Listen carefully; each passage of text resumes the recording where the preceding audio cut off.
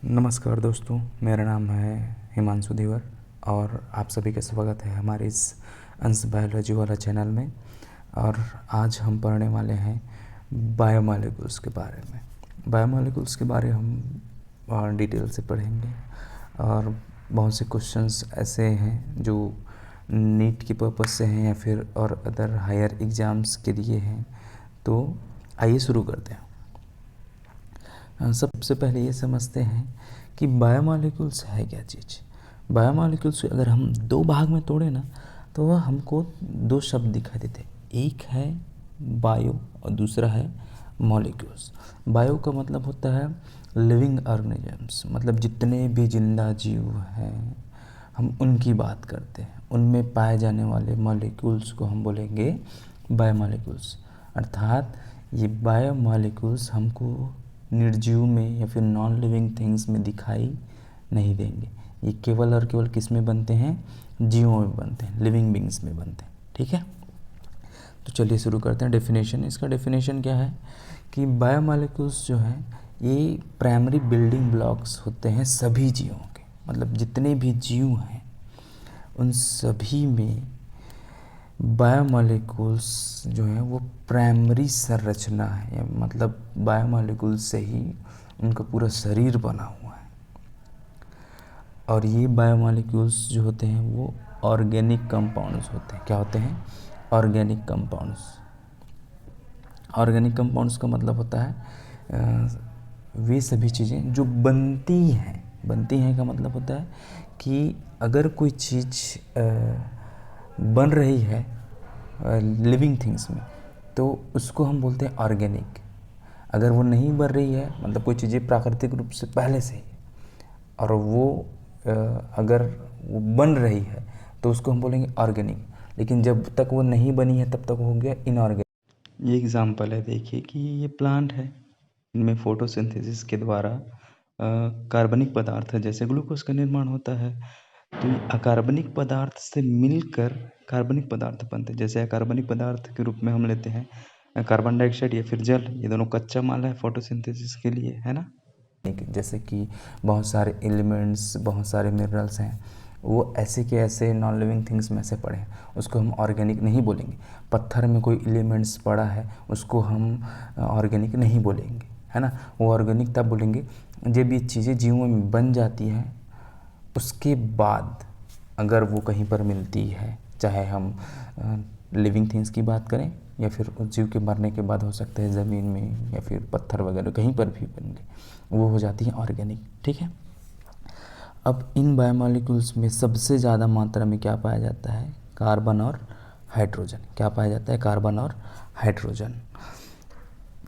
अब 25 ऐसे लगभग 25 ऐसे एलिमेंट्स हैं जो प्राकृतिक रूप से पाए जाते हैं, तो वो बायोमॉलिक्यूल्स के निर्माण में भाग लेते हैं। बहुत से ऐसे एलिमेंट्स हैं जो बायोमॉलिक्यूल्स के निर्माण में भाग लेते हैं, है ना। तो उसमें से 25 ऐसे हैं जो प्राकृतिक रूप से पाए जाते हैं। ठीक है, इन 25 में से 6 ऐसे एलिमेंट्स हैं जो प्राइमरली का मतलब होता है जो मुख्य रूप से पाए जाते हैं। तो उसका नाम क्या है? Carbon, hydrogen, nitrogen, oxygen, phosphorus and sulphur. इसको हम शॉर्टकट में से चिनॉप्स बोल सकते हैं। क्या बोलते हैं? चिनॉप्स। ठीक है, तो ये 6 ऐसे एलिमेंट्स हैं जो मुख्य रूप से पाए जाते हैं। बाकी अदर्स भी हैं लेकिन 6 सबसे ज़्यादा मात्रा में पाए जाते हैं। अब अगर हम सेल्स की बात करें, सेल्स में उसका 99% तक मास या फिर वज़न जो है वो 4 एलिमेंट्स बनाते हैं, कार्बन, हाइड्रोजन, नाइट्रोजन और oxygen. Most of the cells की बात कर रहे हैं कि सभी सेल में उसका 99% तक का मास कौन से एलिमेंट्स बनाते हैं? 4 एलिमेंट्स। कौन कौन से हैं वो? कार्बन, हाइड्रोजन, नाइट्रोजन और ऑक्सीजन। ठीक है, अब हम ह्यूमन बॉडी की बात करें। ह्यूमन बॉडी में 6 एलिमेंट्स ऐसे हैं जो 99% मास बनाते हैं। क्या बोला मैं? कि ह्यूमन बॉडी में उसका जो 99% मास बनाने में या फिर उसका वज़न जो है वो बनाने में कौन कौन से एलिमेंट्स हैं? 6 एलिमेंट्स हैं। उसमें आप देखिए carbon, hydrogen, nitrogen, oxygen, phosphorus और कैल्शियम। ये सारे के सारे मिलकर 99% मास बनाते हैं ह्यूमन बॉडी में। और बाकी जो है वो सल्फ़र, पोटेशियम, सोडियम, क्लोरीन और मैग्नीशियम बनाते हैं। ठीक है, तो फिर आगे बढ़ते हैं। तो चलिए अब देखते हैं टाइप्स के बारे में। टाइप्स का मतलब कि बायोमॉलिक्यूल्स कितने प्रकार के पाए जाते हैं, है ना। तो बायोमॉलिक्यूल्स मुख्य रूप से होते हैं दो प्रकार। कितने प्रकार के? दो प्रकार के। एक को हम बोलते हैं माइक्रो बायोमॉलिक्यूल्स और एक को बोलते हैं मैक्रो बायोमॉलिक्यूल्स।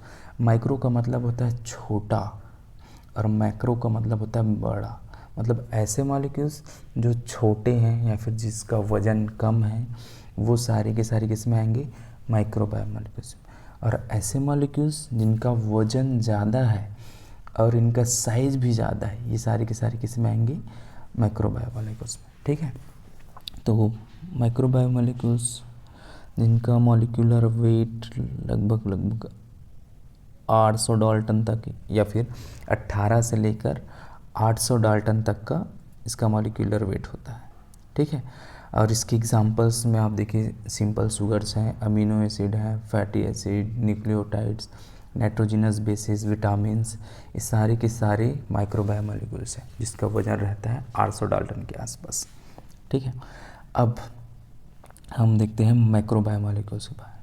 मैक्रो बायोमॉलिक्यूल्स जो हैं ये पॉलीमर्स होते हैं। पॉलीमर्स का मतलब समझते हैं कि छोटी छोटी चीज़ों को मिलाकर एक बड़ी चीज़ बनाना, ये कहलाता है पॉलीमर, है ना।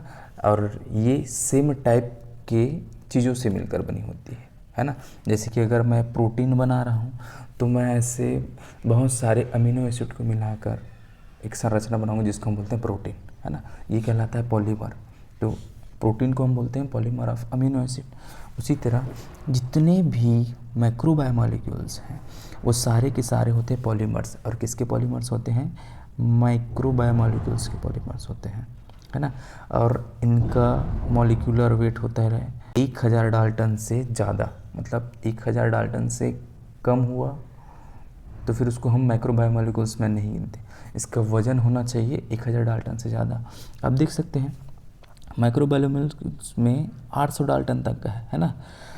तो अगर हम दो माइक्रो बायोमॉलिक्यूल्स को भी जोड़ें 800 डाल्टन के तो दो जोड़ने के बाद उसका वज़न खुद 1600 डाल्टन हो जा रहा है ना। मतलब इसका वज़न कहीं ना कहीं कितना होना चाहिए? 1000 डाल्टन से ज़्यादा होना चाहिए, तब उसको हम बोलेंगे क्या? मैक्रो बायोमॉलिक्यूल्स, है ना। इसके अंतर्गत क्या क्या है देखिए, प्रोटीन्स है, कार्बोहाइड्रेट है, न्यूक्लिक एसिड है। न्यूक्लिक एसिड में DNA, RNA। इसमें से प्रोटीन और न्यूक्लिक एसिड ये दोनों को हम इंफॉर्मेशनल मैक्रो बायोमॉलिक्यूल्स बोलते हैं। क्यों बोलते हैं? क्योंकि न्यूक्लिक एसिड जैसे कि DNA, RNA ये इंफॉर्मेशंस को कैरी करते हैं। माता पिता से जो इंफॉर्मेशंस मिलता है वो DNA में ही आता है और उस DNA से फिर बाद में mRNA बनेगा। mRNA बन रहा है फिर उससे प्रोटीन्स बनेगा, है ना। तो प्रोटीन और न्यूक्लिक एसिड्स को हम बोलते हैं इंफॉर्मेशनल मैक्रो बायोमॉलिक्यूल्स। ठीक है, कार्बोहाइड्रेट्स हैं ये, इसको हम बोलते हैं एनर्जी फ्यूल्स। एनर्जी फ्यूल्स का मतलब अधिकतर हम या फिर दूसरे जीवों की बात करें वो फूड को ग्लाइकोजन के रूप में या फिर स्टार्च के रूप में प्लांट्स में अगर देखें तो ऐसे स्टोर करके रखते हैं, है ना। तो वो कार्बोहाइड्रेट को स्टोर करके रखता है कि उसका हम यूज़ कर सके बाद में एनर्जी के रूप में। इस कारण से कार्बोहाइड्रेट को बोला जाता है एनर्जी यील्डिंग फ्यूल, मतलब ऊर्जा प्रदान करने वाला एक मैक्रो बायोमॉलिक्यूल। ठीक है, अब देखते हैं हम केमिकल एनालिसिस की। इसका केमिकल एनालिसिस कैसे करेंगे? देखिए, अगर हमको किसी भी पदार्थ में कोई सा भी पार्ट हो, प्लांट पार्ट चाहे एनिमल पार्ट है, उसमें हमको ये जानना है कि इसमें माइक्रो बायोमॉलिक्यूल्स कहाँ है और माइक्रो बायोमॉलिक्यूल्स कहाँ है। तो सबसे पहले हम उसको क्या करेंगे, ऐसे उस पार्ट को तोड़ के उसके सबसे पहले चटनी बना लेंगे, है ना। और जैसे कि यहाँ पर हम ले रहे हैं क्या है, ट्राइक्लोरो एसिटिक एसिड, है ना। अब इस ट्राइक्लोरो एसिटिक एसिड में हम क्या करेंगे, इसमें हम किसी भी बॉडी पार्ट है, चाहे प्लांट की लीफ की बात करें, चाहे और किसी की बात, इसको अच्छे से कूट देंगे यहाँ पर, है ना, इसमें अच्छे से कूट देंगे। अब इसको फिर हम अच्छे से चटनी बना लेते हैं और इसको फिर हम फ़िल्टर करने के लिए डालते हैं। तो यहाँ पर आप देख सकते हैं, यहाँ पर हम फ़िल्टर के लिए डाल रहे हैं, है ना। तो कुछ चीज़ें ऐसे हैं जो इस ट्राइक्लोरोएसिटिक एसिड में सॉल्युबल थी, मतलब उसमें घुल गई थी, वो सारी की सारी चीज़ें यहाँ नीचे आ गई है, ठीक है। और जो इनसॉल्युबल चीज़ें हैं वो यहाँ पर ऊपर में, है ना, ठीक है। जैसे कि आप चाय बनाते हैं, चाय बना रहे हैं तो चाय पत्ती को जो घुलने वाली चीज़ें हैं वो सारे के सारे घुल जाती है पानी में, मतलब चाय में आ गई। जब आप उसको छानते हैं छन्नी से तो सारी की सारी चीज़ें तो नीचे नहीं चली जाती, कुछ चीज़ें ऊपर रुक जाती हैं और कुछ चीज़ें नीचे चली जाती हैं जो सॉल्युबल होती हैं, है ना।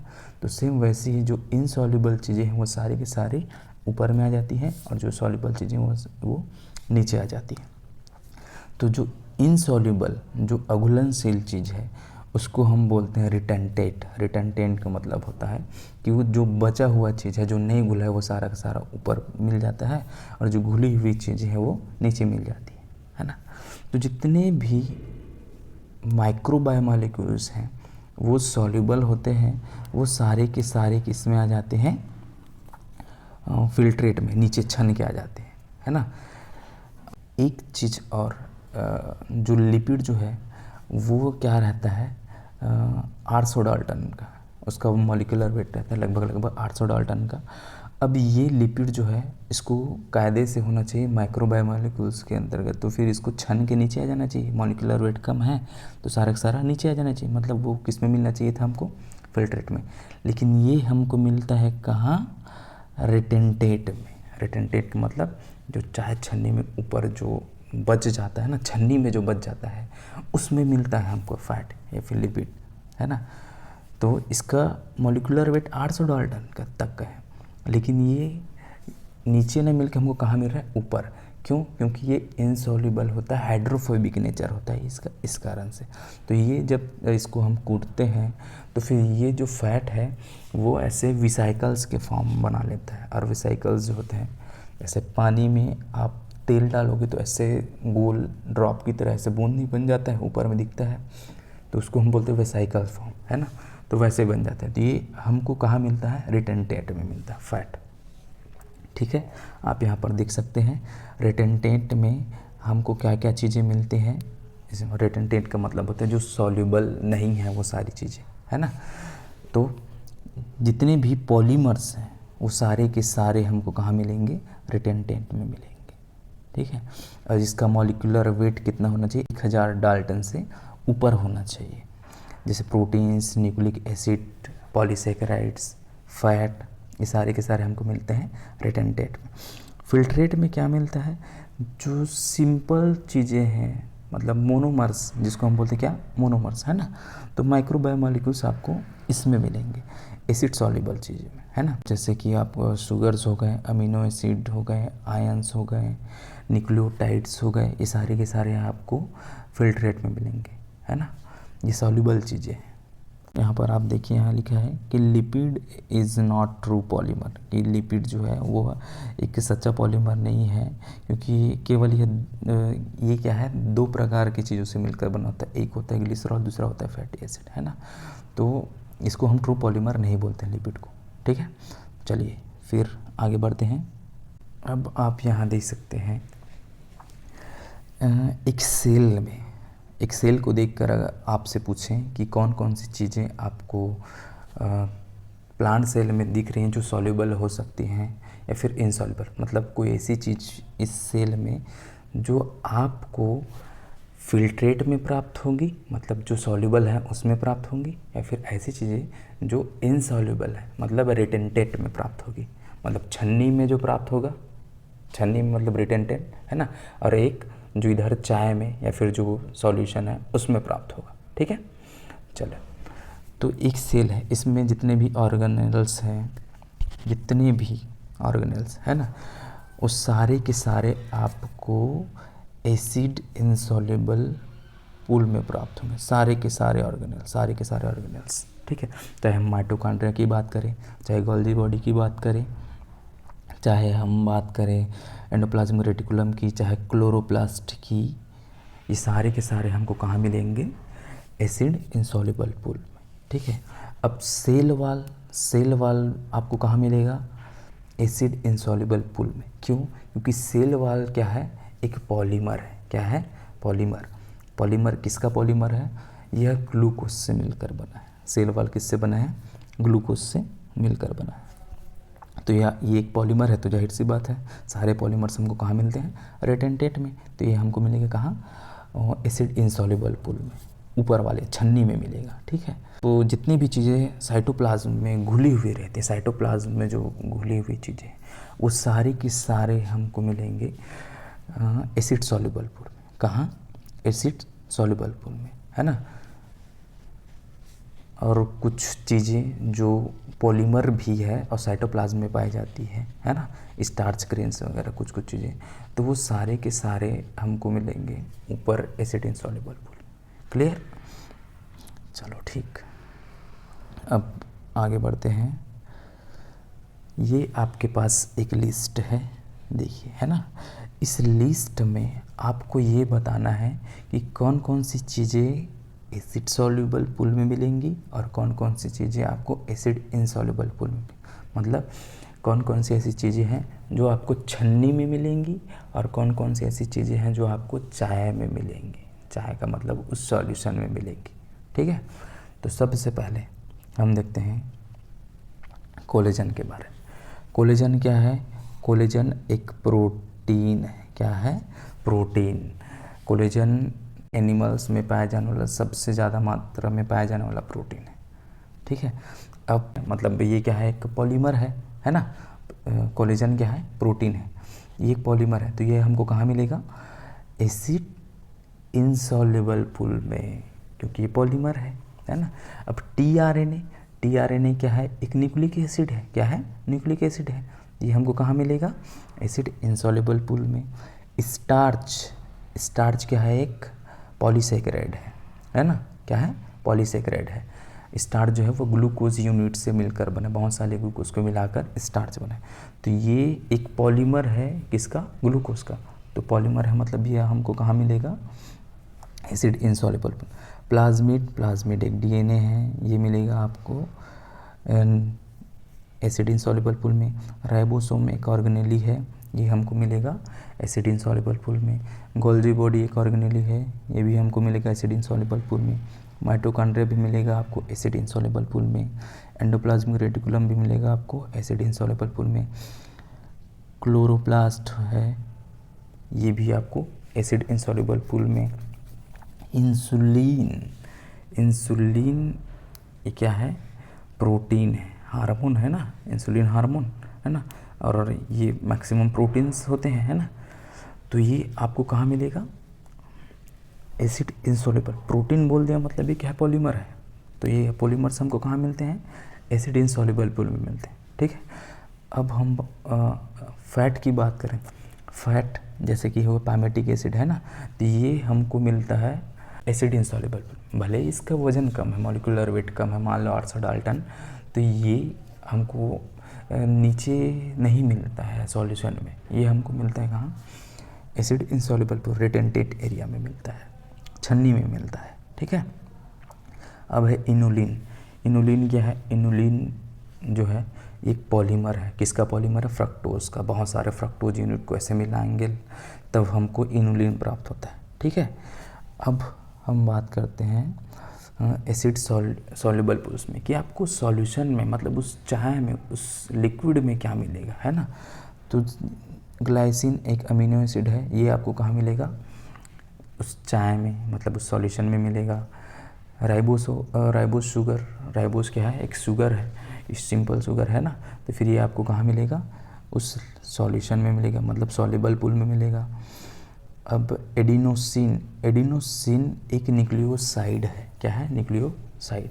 तो एडिनोसिन आपको मिलेगा किस में? सॉल्युबल पार्ट में सोडियम आयन है, क्लोराइड आयन है, सल्फेट आयन है, ये सारे के सारे आपको कहाँ मिलेंगे? सॉल्यूशन में। उसके बाद ग्लूकोज शुगर है, ये हमको मिलेगा कहाँ? सॉल्यूशन में। और उसके बाद फ्रक्टोज एक शुगर है, ये आपको कहाँ मिलेगा? सॉल्यूशन में। क्लियर? जैसे ग्लूकोज पाउडर आता है, उसको आप ऐसे पानी में डालते हो, ऐसे घोलते हो तो सारा का सारा घुल जाता है ना। उसको ऐसे छानोगे ना तो कुछ कुछ चीज़ें जो इनसॉल्युबल या फिर जो पॉलीमर्स रहेंगे ना, वो छन के बाहर रुक जाएंगे, लेकिन सारा का सारा ग्लूकोज उसमें रह जाता है ना। तो वो आपको मिल जाएगा ग्लूकोज, क्योंकि वो सिंपल शुगर है। ठीक है, चलो ठीक है। अब इनऑर्गेनिक एनालिसिस है ना, तो इनऑर्गेनिक एनालिसिस तो इसको हम कल देखेंगे, है ना। आज के लिए इतना काफ़ी है, और बहुत बहुत थैंक यू आप सभी का। आप प्लीज़ सपोर्ट करें, और अगर अच्छा लगे तो बिल्कुल शेयर करें। Thank you.